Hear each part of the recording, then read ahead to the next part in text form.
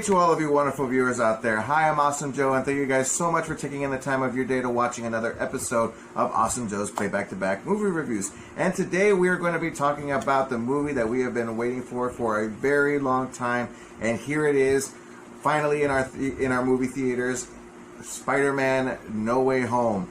I already saw this movie twice, and I'm pretty sure for everyone who is out there watching this is a fan of the MCU and is a fan of Spider-Man all in general, that you guys have probably already have gone out to watching this movie already. And if you have not, I recommend you guys go and watching this immediately, because it is an experience having to go and watch in the movie theaters, and plus the fact that this video is going to contain spoilers, because honestly, there's a lot in this movie that I really want to talk about, and I really don't want to hold my tongue for salvaging the spoilers to the ones who haven't even watched the movie just yet. If you haven't watched it, I'm sorry, but I'm going to spoil it.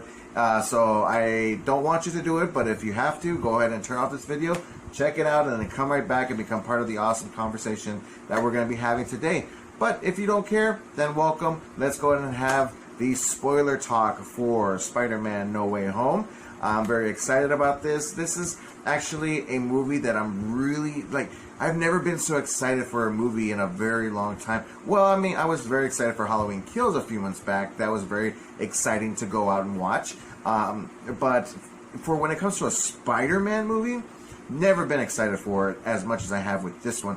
Why? Because there's been so much speculation as to what this movie has in store for us, and so many leaks that have been brought out there as to what's to come in this movie. A lot of images, a lot of videos. And we couldn't even tell whether as to what is real and what was just made up, because we did have several interviews with several of the cast members who were actually very good of keeping it to themselves and not having to spoiling this thing, because yes, there is a lot in this that happened that really answered all the questions that we've been asking us, including the big question, which I'll be coming to here in a little bit. But just having to finally just know what this movie was going towards, and never having to assume as to what is going to happen in this movie. Now we finally know, and now we can go ahead and talk about it. So this movie, of course, is returning director Jon Watts, who did the first two Spider-Man movies in this MCU set of movies.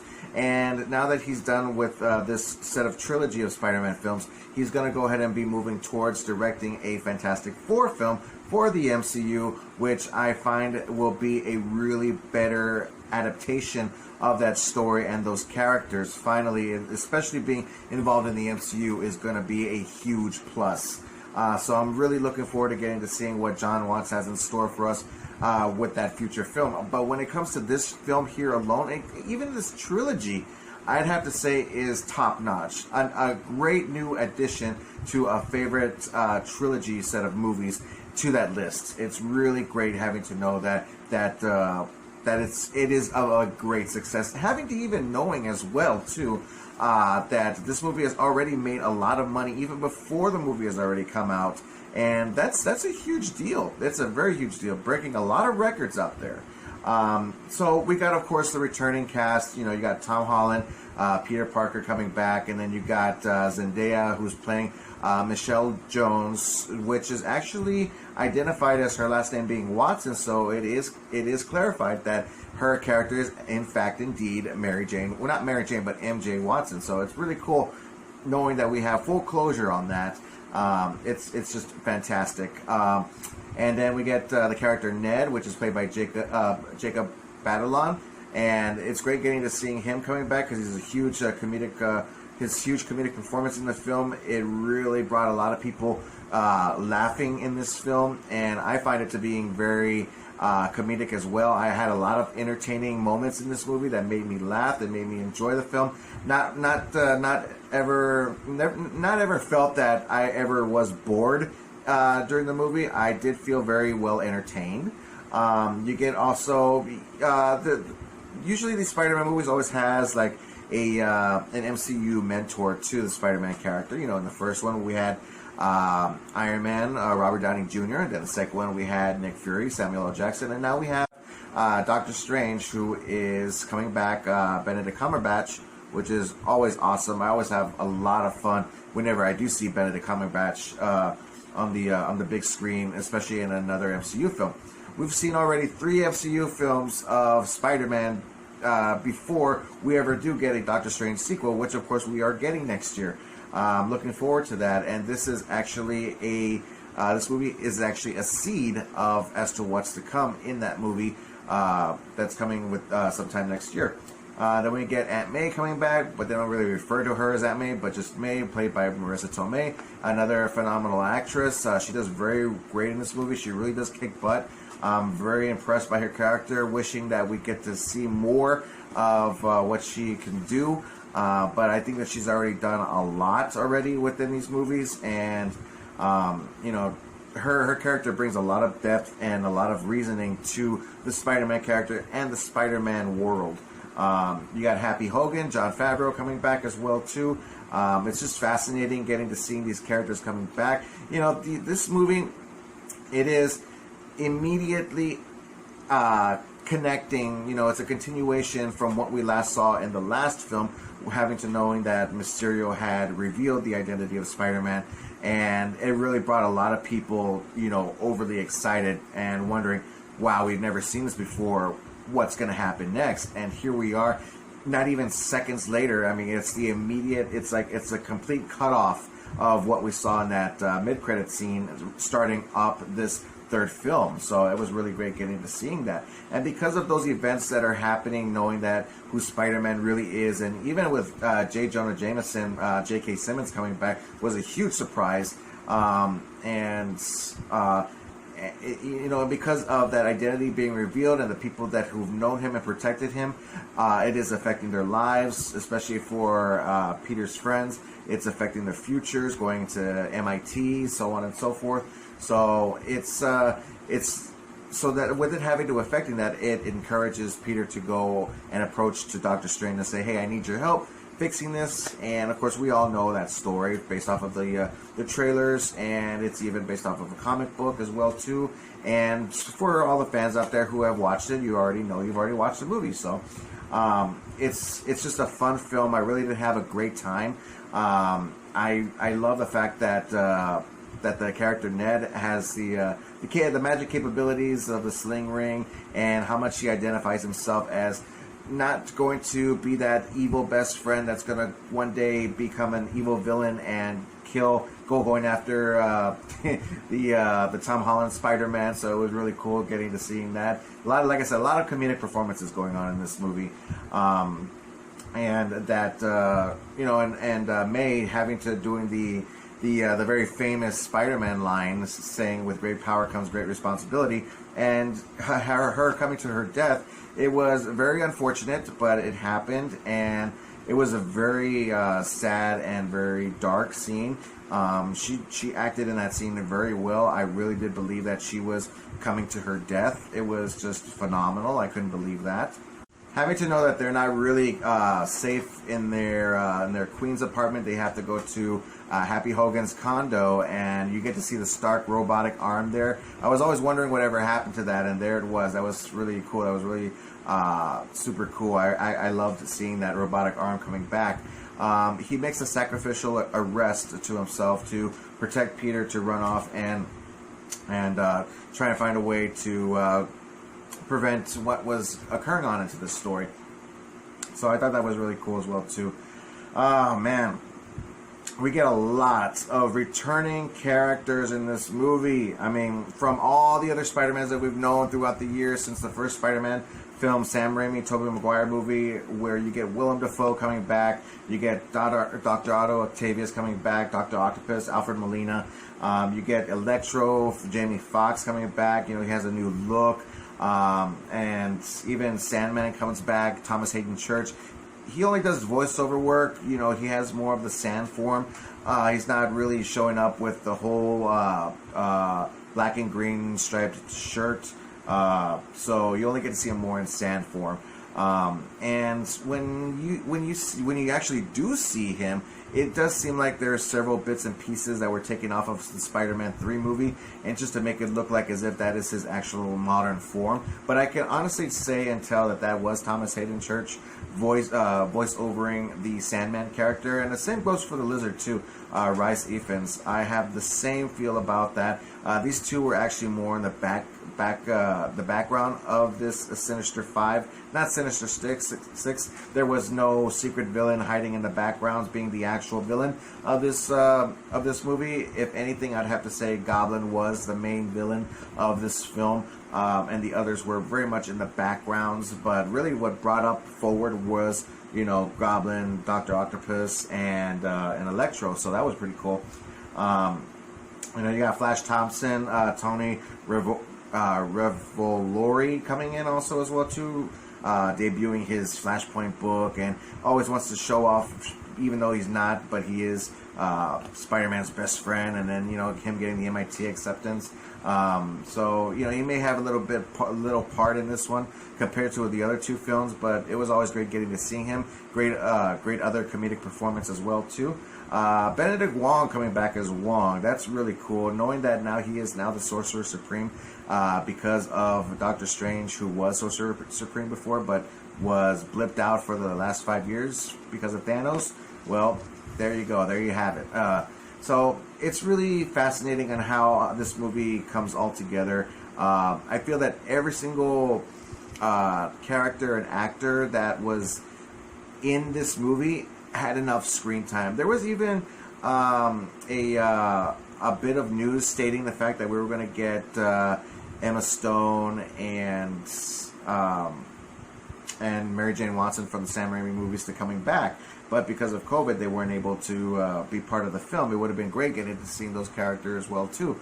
But I don't know. I think that the movie played out tremendously well. I had a great time with the movie.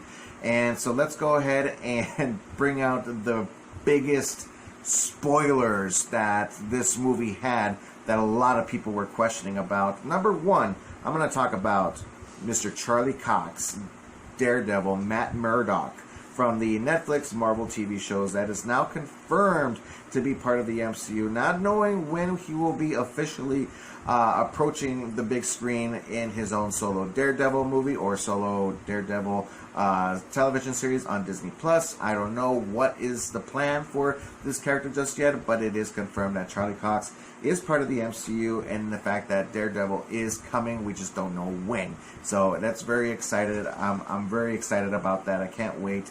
He only has a very minor role in this movie.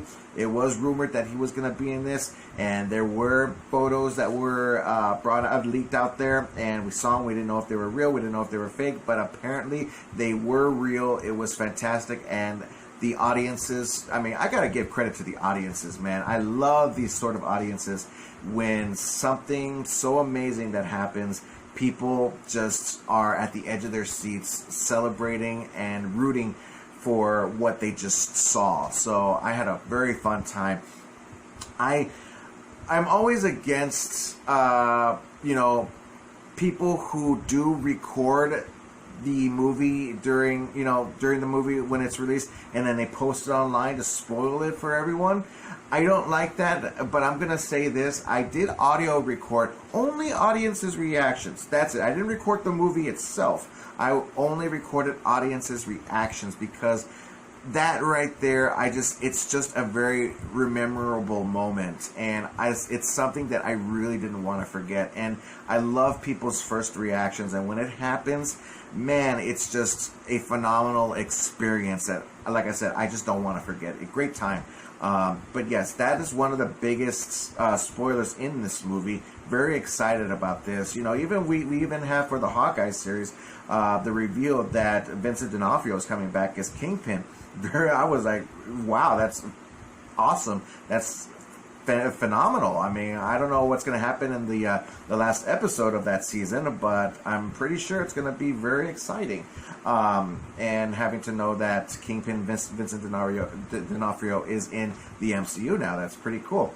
So here we go. The biggest spoiler, the biggest news that people have been talking about this entire year about is this real or is this not real? The leaks were out there. They didn't know if it was real. They didn't know if it was fake. We had confirmation that it was not real, that it was not true. But yet they were still speculating. They still assumed. They were about 99% sure that this was going to happen. But yet that 1% was really questioning everybody as to whether or not this was going to happen. And if it did not happen, I knew guaranteed for a fact, even though this movie was going to be phenomenal and great to watch, if it didn't happen, people were still going to be upset. But it did happen. It did happen. We finally got it. Tobey Maguire and Andrew Garfield in the Spider-Man movie with Tom Holland. All three live-action Spider-Man actors that are brought into this, and it was just mind-blowing. It was so mind-blowing. I already watched this movie twice, and I'm actually hoping that I get to watch it a third time because, I mean, it's just something that you really have to... It was just a great... It's something that has never been done before. And having the opportunity to going out there and watching it again, it's just a great experience. Something for the very first time. Something that the MCU just has a habit of doing, and they do very well at doing it. I have to give credits to them for doing that. This is so huge. This is big. I mean, if Sony and the MCU never really came to an agreement of having Spider-Man involved, this would have never have happened. I mean, even with having Sam Raimi doing a live-action Spider-Man film trilogy altogether, this would have never have happened. And it happened, and here it is. I mean, honestly, the way the scene played out when they appeared, and there are great supportive characters in this movie. They're not just a quick cameo for a few minutes and then that's it. No, they play a huge part in this movie because the way that it runs out is that these evil villains are captured and they are doomed to die in their own universe. So Spider-Man Tom Holland takes it upon himself trying to cure them, trying to save their lives, so that way when he does return them back to their own universe, they won't get killed. You know, sort of a redemption to his character as to what happened to Mysterio in the last film. So I highly understand that. That's what Spider-Man is all about. That's what Spider-Man is trying to do. And of course, what it is identified in the film is him doing the right thing. So I really do give credits towards that. So, but since the idea didn't follow through, now it comes to where Spider-Man does need help. That's where these other two come in. You get this Spider-Man multiverse coming in, and when Andrew Garfield pops out, he's the first one that pops up. He's the one I got really excited about. I mean, honestly, I shouted, I clapped. Everybody was just at pure excitement. He just runs out from the portal, and you would think that, honestly, you wouldn't even think that it was at all Tom Holland's Spider-Man. Right away, when you saw the suit, you knew exactly who it was, even before he took off the mask to reveal himself that he was Andrew Garfield. But even when he did reveal himself, taking off that mask, people applauded. People were excited. People were just at shock. Mind-blowing experience. Now, so everybody knew that so this was going to happen. That Tobey Maguire was up next when they reopened the portal to find their actual Peter Parker, but yet find the Tobey Maguire one. Once Tobey Maguire came out from the shadows, coming through that portal, I feel that the reaction wasn't as exciting as Andrew Garfield's. Let me point this out really quickly, is that Tobey Maguire did awesome. I think that the chemistry between all three of these Spider-Men were fantastic. I had a great time with them interacting with each other, and it wasn't even just for a fan service or comedic performances. No, it wasn't just that. They literally got along, and it was just fantastic. They were literally, describing their characteristics, their flaws, their experiences with being Spider-Man, and what villains they've gotten themselves interacted with, what their superpowers were like, what their relationships were like. I love on how Andrew Garfield, he's a very comedic Spider-Man. He's my personal favorite, and I think that he really does redeem himself in this. If anything, if there were to be an Amazing Spider-Man 3, I would still go out there and watch it, because I really do admire and love Andrew Garfield's performance as Spider-Man, and that he actually does redeem himself by saving MJ in the final part of the film, to redeeming himself with what happened with Gwen Stacy in The Amazing Spider-Man 2. So it was very emotional. I got very teary-eyed. I'm going to admit it. I cried. I really do feel for the guy. What happened in Amazing Spider-Man 2 and when Gwen died, I literally cried. I felt bad for this dude. I really wanted to see a third film, but of course, obviously it didn't happen. And we get that redemption of his character in this film, and it worked perfectly. I really do find that every one of these returning characters redeem themselves to a full closure of their story arcs. And especially when it came to Green Goblin, Willem Dafoe's character, man, he does an amazing job. I mean, he breaks the Goblin helmet that a lot of people hated about in the original Spider-Man movie, and him just, because he already has the look, he has the face, he can smile and laugh and be very creepy, evil looking, without the aid of the Goblin helmet. So it was a great part and change into his character, doing some little adjustments, making it look more rough looked.